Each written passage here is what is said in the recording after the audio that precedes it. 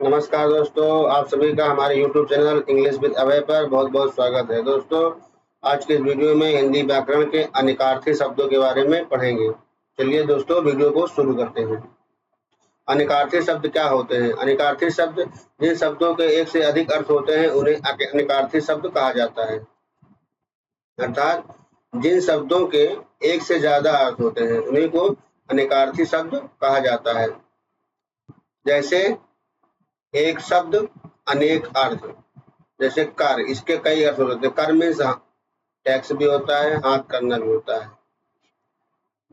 एक उदाहरण है, कर का अर्थ हो सकता है हाथ, टैक्स करना, इसलिए एक कर के अनेक अर्थ हैं। सरकार ने नया कर लगाया, यहाँ पर कर क्या है? टैक्स है। यानी कर शब्द के कई अर्थ हों, जैसे कर हाथ, टैक्स, लेकिन यानी कि एक शब्द के अलग अलग अर्थ। अब ये कुछ शब्दों को देखते हैं, जैसे अंक। अंक में संख्या, गोद, नाटक का एक भाग। जैसे माँ बच्चा की गोद में बैठा, तो यहाँ पर अंक गोद है। नाटक का पहला अंक बहुत अच्छा था। अंक के लिए दो अर्थ प्रयोग होते हैं, एक होता है नाटक, एक होता है संख्या। अगला शब्द है अंग। अंग क्या होता है? शरीर का हिस्सा, भाग या सदस्य। अर्थ क्या होता है? अर्थ मैंने मतलब भी होता है, धन होता है। अर्थ का दो अर्थ, एक होता है मतलब,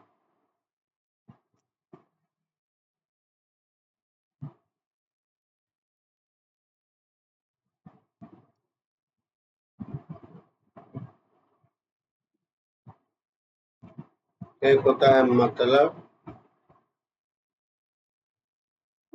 एक होता है धन। इस शब्द का अर्थ है, धन को भी अर्थ कहा जाता है। अंग, अंग माने शरीर का हिस्सा या भाग या सदस्य। अंग क्या होता है? शरीर का हिस्सा, भाग या सदस्य। अर्थ मतलब धन। धन को भी अर्थ कहा जाता है, शब्द का अर्थ होता है। अगला शब्द है काल। काल माने समय, मृत्यु या व्याकरण का टेंस भी होता है। वही कर वाला, कर माने हाथ, टैक्स करना। पत्र माने होता है चिट्ठी, पक्ता या समाचार पत्र, तीन अर्थ होते हैं। पद, पद में पैर भी होता है, पद भी, और कोई सब कविता की पंक्ति या शब्द। फल जो होता है खाने वाला फल होता है, और परिणाम को भी फल ही कहा जाता है, परीक्षा के परिणाम। जैसे आम एक स्वादिष्ट फल है, और यह मेहनत का फल सफलता है, तो यहाँ फल क्या है? परिणाम के लिए होता है। चक्र, चक्र माने पहिया भी होता है, घूमने वाला चक्र या जाल या समूह। तीर, बाण, नदी का किनारा। तीर, तीर माने नदी के किनारे को भी तीर कहा जाता है, बाण मान तीर को कहते ही है। दंड, दंड क्या होता है? सजा होती है या लाठी होती है या डंडा। दंड, दंड को डंडा भी कहते हैं, लाठी कहते हैं, सजा कहते हैं। वर, वर का दो अर्थ है, दुल्हा, दूल्हा, वरदान या श्रेष्ठ। हार, हार पराजय होता है, गले का आभूषण या गले का हार भी होता है। युद्ध में उसकी हार हुई, यहाँ पर क्या है? पराजय से है, उसमें सुंदर हार पहना है, गले में पहना जाता है हार। आम क्या है? आम एक सामान्य फल है।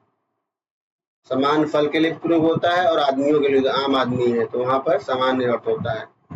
उत्तर, उत्तर माने जवाब, और उत्तर माने उत्तर दिशा। गुरु, गुरु में शिक्षक या भारी बृहस्पति ग्रह भी होता है गुरु। अगला शब्द है धारा। धारा के मीन्स प्रवाह होता है, या कानून की धारा, या विचार की दिशा भी धारा होता है। विचारधारा है, विचारधारा।